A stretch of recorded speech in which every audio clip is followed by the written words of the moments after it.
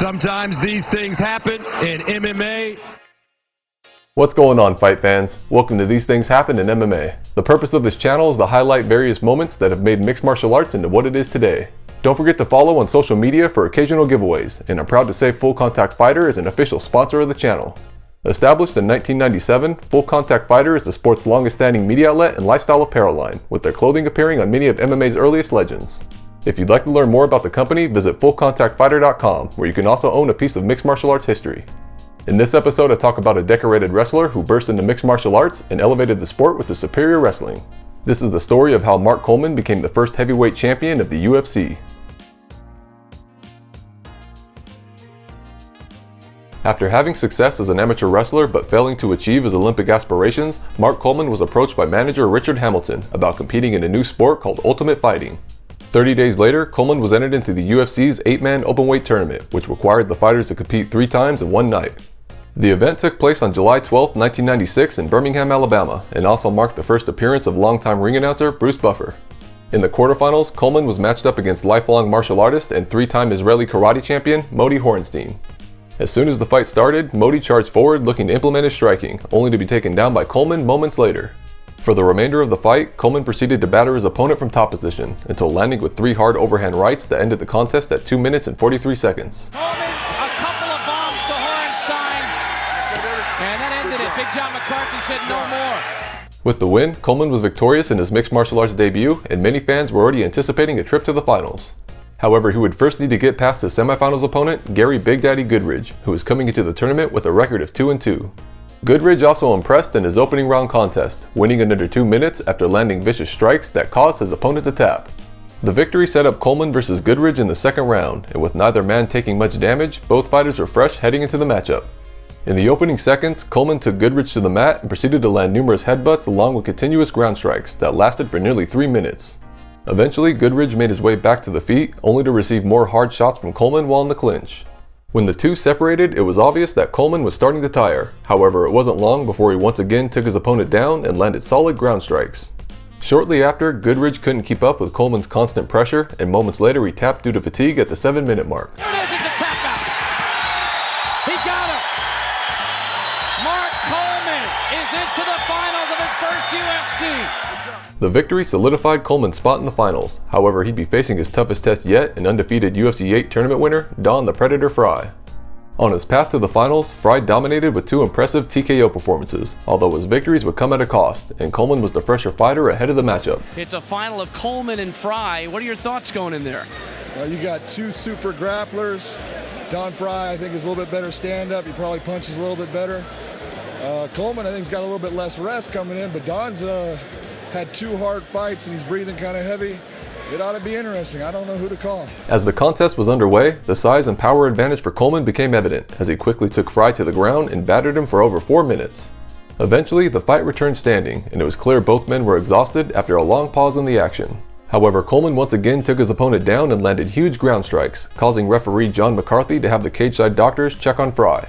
With the bout cleared to continue, Fry pushed forward and tried to initiate the action. However, Coleman's size was tough to overcome, and he found himself on the mat for the 3rd time in the fight. Coleman then proceeded to ground and pound his opponent for the remainder of the contest, until John McCarthy stopped the fight at 11 minutes and 34 seconds. Mark Coleman wins UFC 10 in Birmingham, Alabama. Don Fry's reign is over for the time being.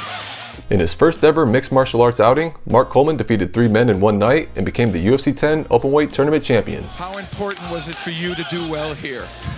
That was so important. There's a lot of good athletes out there in the wrestling world that just don't get the credit they deserve. I did this for you guys.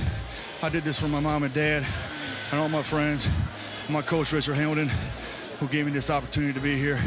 And I thank SEG, everybody, for just giving me this opportunity. After his impressive performance at UFC 10, Mark Coleman was invited back 2 months later to compete at UFC 11 in another 8-man openweight tournament.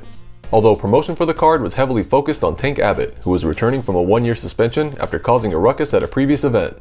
Tank would become the first fighter to ever be suspended by the UFC, however he was also the promotion's biggest star, and the controversy only further heightened a possible matchup against Mark Coleman. Well, there's a man here, his name is Tank Abbott, and many people feel that you're going to meet him in the finals. Tell me, first of all, what do you think of Tank Abbott as a fighter, and how would you approach the fight with Tank Abbott? Tank's a big man, so it makes him a little dangerous, but I don't think he has the skills to hang with me on the mat, so I'll take him out just like anybody else. The event took place on September 20th, 1996 and was held at the Civic Center in Augusta, Georgia. Coleman's first opponent was a UFC newcomer in Julian Sanchez, who claimed to be a submission specialist with a 27-2 record. When the fight started, Coleman pressed forward and connected with the left hand before shooting in and scoring a takedown. On the ground, Coleman had his way with Sanchez, landing stiff shots until securing a scarf hold choke that ended the contest in just 45 seconds. It took only 44 seconds. I don't think Sanchez was equipped to deal with Coleman. And Mark doing the smartest thing he could do, which was to get it done quickly and conserve his energy in a night where you have to win 3 fights.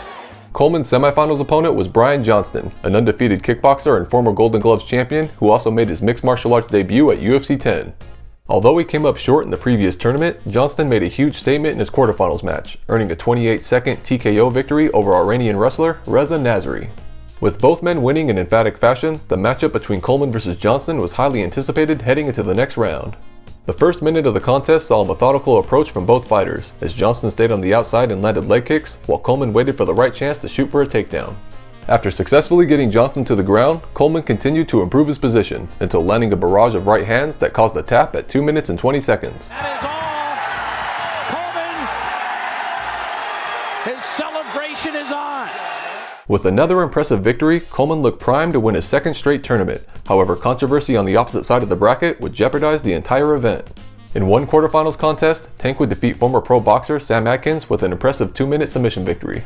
Although the other match between Jerry Bolander and Fabio Grigel went to a grueling 15-minute unanimous decision. Afterwards, Bolander sustained an injury and was unable to continue in the tournament, so he was then replaced by alternate Scott Ferrozzo, who was victorious earlier in the event. The new semifinals bout now consisted of Tank Abbott vs. Scott Ferrozzo, and the change in opponent had a huge impact on the outcome of the tournament. With the match underway, Ferrozzo quickly outstruck Tank, who appeared sloppy and out of shape, as he was content to hold his opponent against the cage for most of the 15-minute regulation. More of the same continued in the 3-minute overtime, with Ferrozzo hurting Tank in the final seconds of the contest. When the results were read, Scott Ferrozzo pulled off the upset to win by unanimous decision and advanced to the finals to face Coleman. However, before the finals could start, Ferrozzo withdrew due to fatigue and a cut sustained above his right eye. With Ferrozzo unable to continue, the UFC now had to rely on their second backup fighter, Roberto Travin, who was also victorious in his alternate bout. Although the string of bad luck continued, as Travin received a broken hand during his match, and he too chose to withdraw from the event. The UFC then desperately tried to book a rematch with Don Frye, who was also in attendance that night, although an agreement couldn't be reached in time. With no one left to compete in the finals, Mark Coleman was declared the UFC 11 tournament winner by default. Well, Mark, this is probably the most bizarre finish we've ever had at a UFC.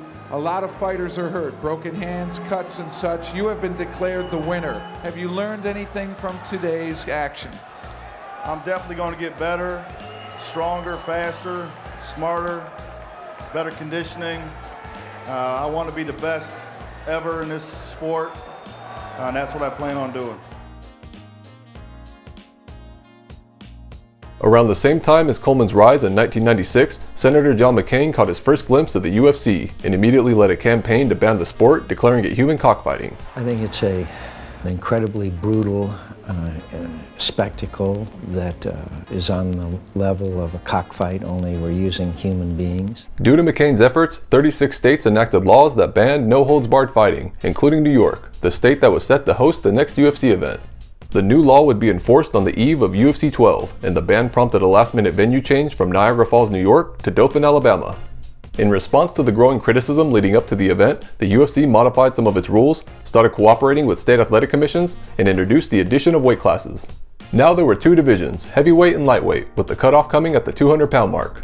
With 2 brand new weight classes being made, the UFC needed to establish champions for both, and a super fight was created for the inaugural heavyweight title between previous tournament winners Mark Coleman and Dan Severn. Ahead of the matchup, Severn won both the UFC 5 and the Ultimate 1995 tournaments, as well as earning an impressive 14-2 record along the way.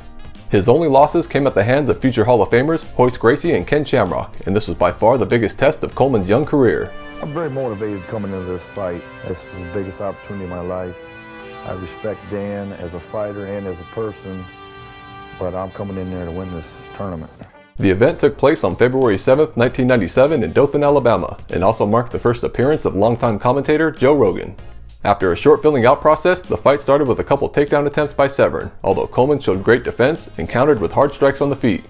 On Severn's third takedown attempt, Coleman was able to reverse the position, and he immediately went to work landing solid shots on the ground. Moments later, Coleman gained side control and worked on a neck crank for over a minute, until he eventually forced Severn to tap at 2 minutes and 57 seconds.